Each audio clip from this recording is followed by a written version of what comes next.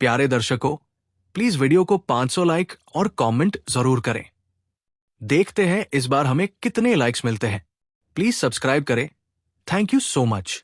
Chapter 2209 doing everything. वोलुयन empire के भीतर हर तरफ अफरात फरी मच चुकी थी।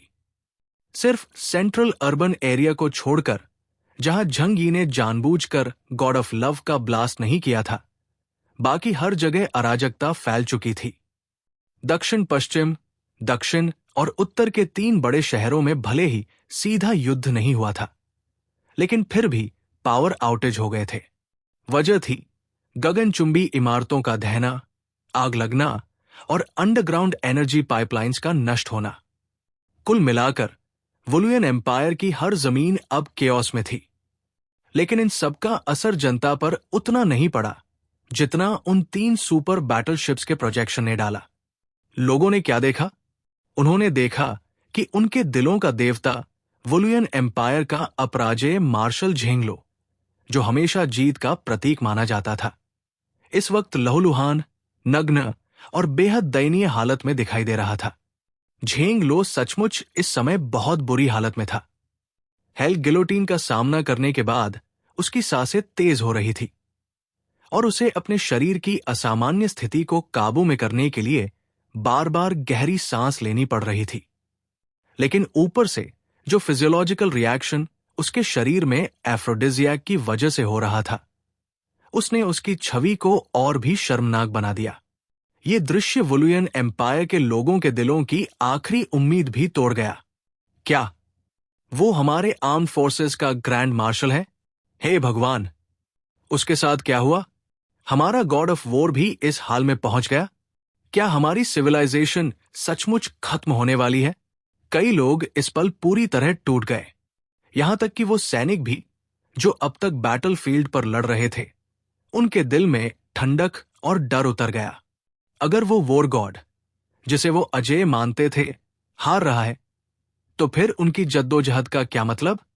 थोड़े ही समय में पूरे वोलुयन एम्पायर की सेना का मनोबल बुरी तरह गिर गया। आम जनता की तो बात ही छोड़ो, एम्पायर के उच्च अधिकारी सीई भी इस दृश्य को देखकर गुस्से से कांप उठे।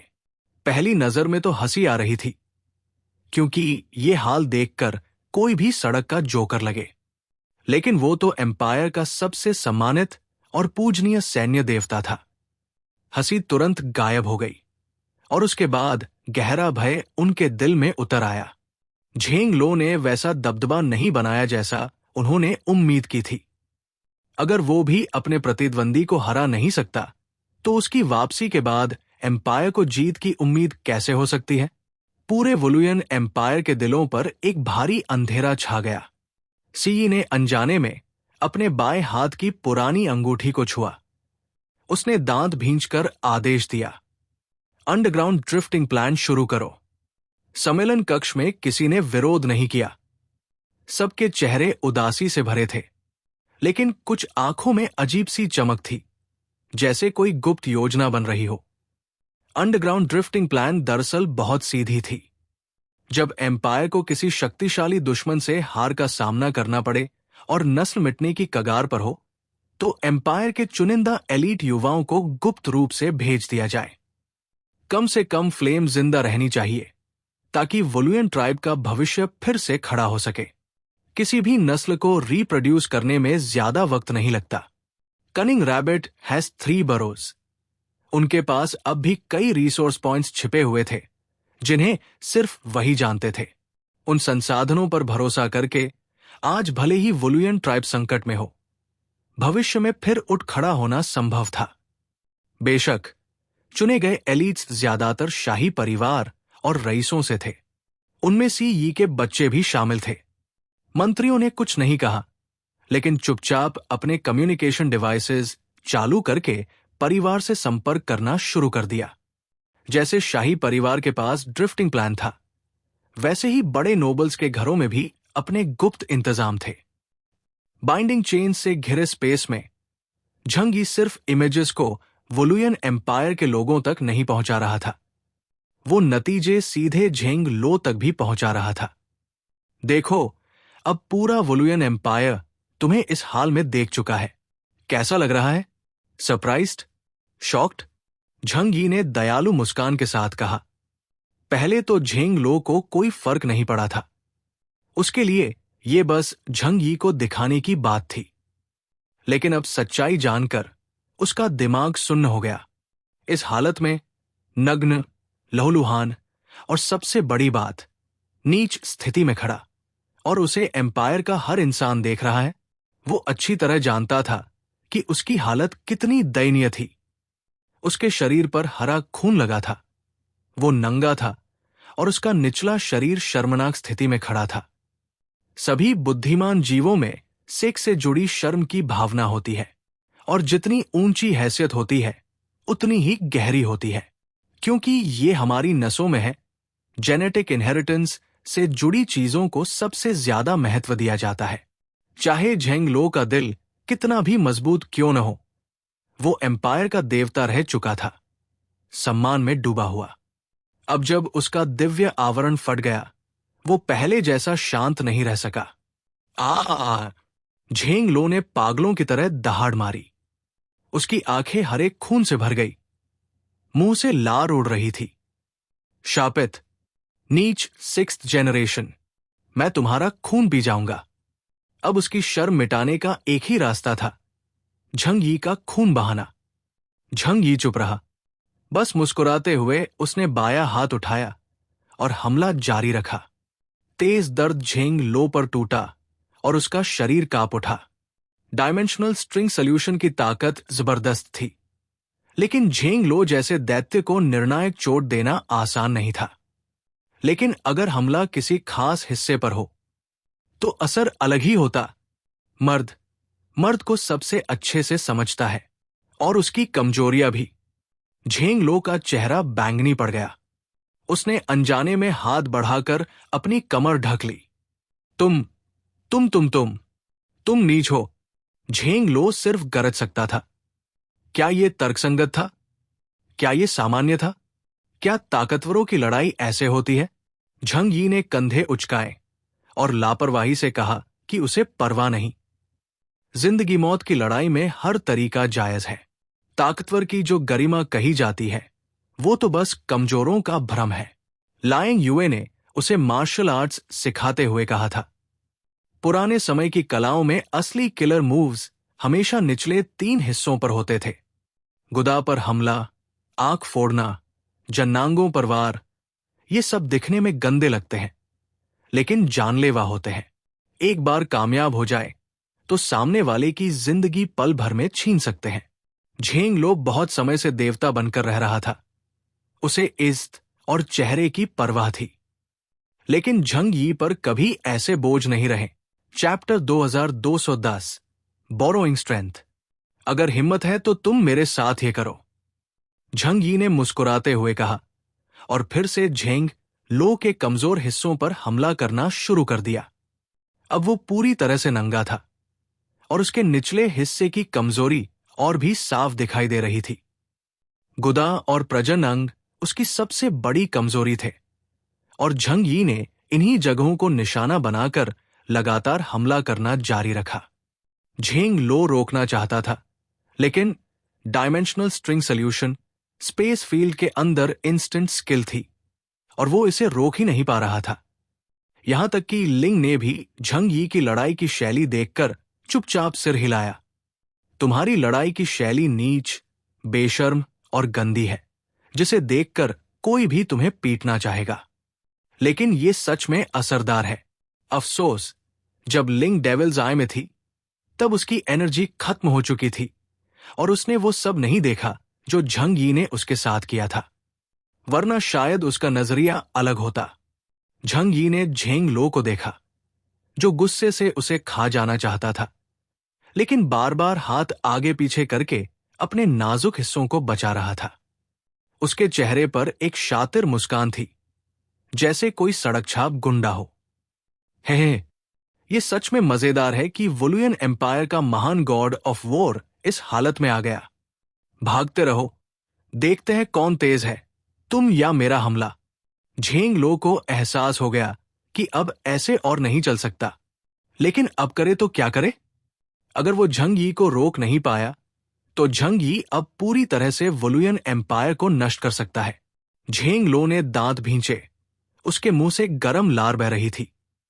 गुस्सा, शर्म और ढेर सारी भावनाएं उसे लगभग तोड़ चुकी थी। पीठ का दर्द वो सह सकता था, लेकिन एक नर प्राणी होने के नाते उस हिस्से की पीड़ा असहनीय थी। क्या करे? वो भीतर ही भीतर जूझ रहा था और झंग यी उसे मारना भी नहीं चाहता था। असल में झंग यी के पास अभी उसे मारने का कोई आसान तरीका नहीं था, लेकिन उसे घिन दिला सकता था। आखिरकार झेंग लो के दिमाग में एक ख्याल आया। अगर तुम सोचते हो कि मेरी कोई कमजोरी है तो तुम गलत हो। उसकी आंखों में एक खतरनाक चमक उभरी। जब दुश्मन उसकी कमजोरी को निशाना बना रहा है तो क्यों न वो ही कमजोरी को खत्म कर दे। झेंग लो ने झंग यी के सामने कुछ ऐसा किया कि झंग यी का सिर सुन्न हो गया। उसने अपना ही लिंग नोचकर फेंक दिया। झंग यी का शरीर हवा में जम सा गया।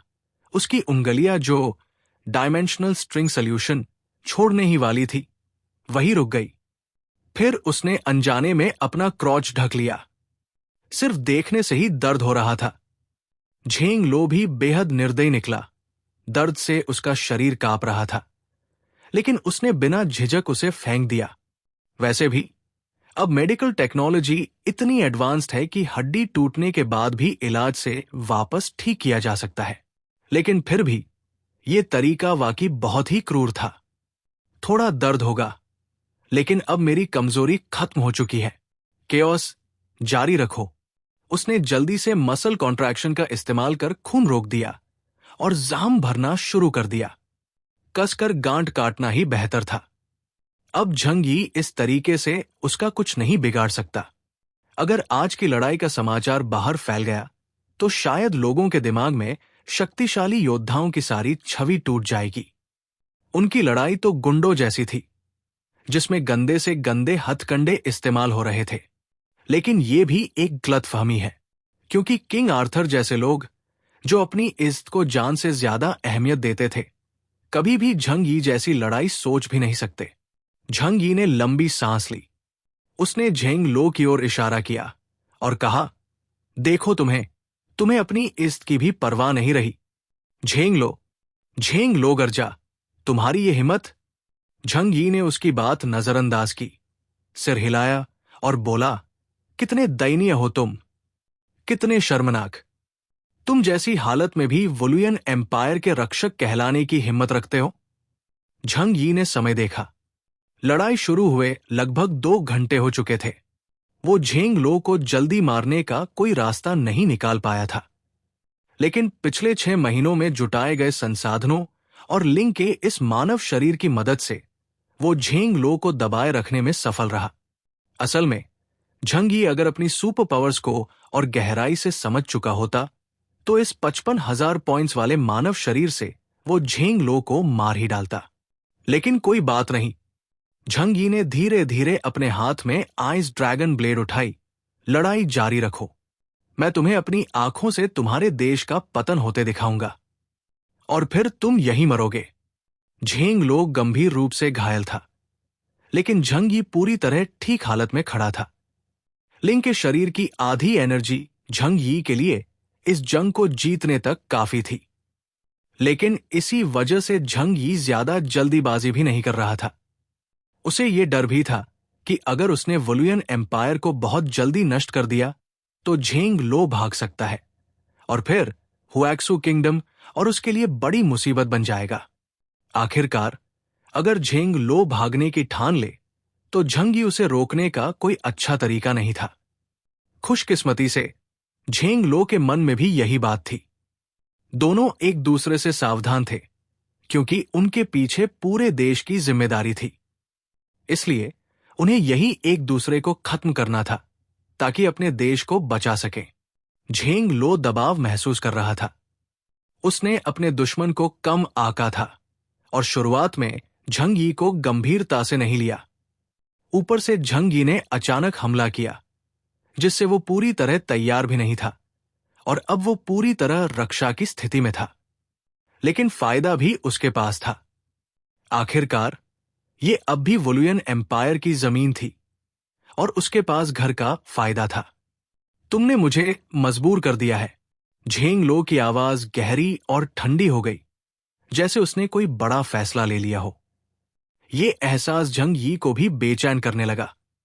उसे पता था कि झेंग लो के पास जरूर कोई ट्रम्प कार्ड होगा, लेकिन अभी तक मिली सारी जानकारी वो इस्तेमाल कर चुका था और उसे समझ नहीं आ रहा था कि झेंग लो और क्या कर सकता है। वैसे भी अब वोलुयन एम्पायर के स्ट्रेंजर्स से मदद की उम्मीद करना नामुमकिन था। रही मिलिट्री सिस्टम की बात, उनकी सारी वेपन्स तो मैकेनिकल लीजन और हुएक्सो नेशनल कोलिशन फोर्सेस के खिलाफ इस्तेमाल हो रही थी। वो खुद को बचाने के लिए भी जूझ रहे थे, तो झेंग लो की मदद कैसे करते? झेंग लो ने जल्दी ही झंग यी को जवाब दे दिया। क्लैटर, झेंग लो के पीछे बाइंडिंग चेन में एक दरार खुली। उसने अपने दोनों हाथ फैलाए, जैसे किसी दिव्य स्नान का स्वागत कर रहा हो। उसके चेहरे पर गंभीरता और आंखों में गहरी उदासी झलक रही थी। मैं झेंग लो, वोलुयन एम्पायर का रक्षक हूं। जब तक मैं हूं, वोलुयन एम्पायर कभी नष्ट नहीं होगा। तो अब पूरे एम्पायर की शक्ति मुझे उधार दो।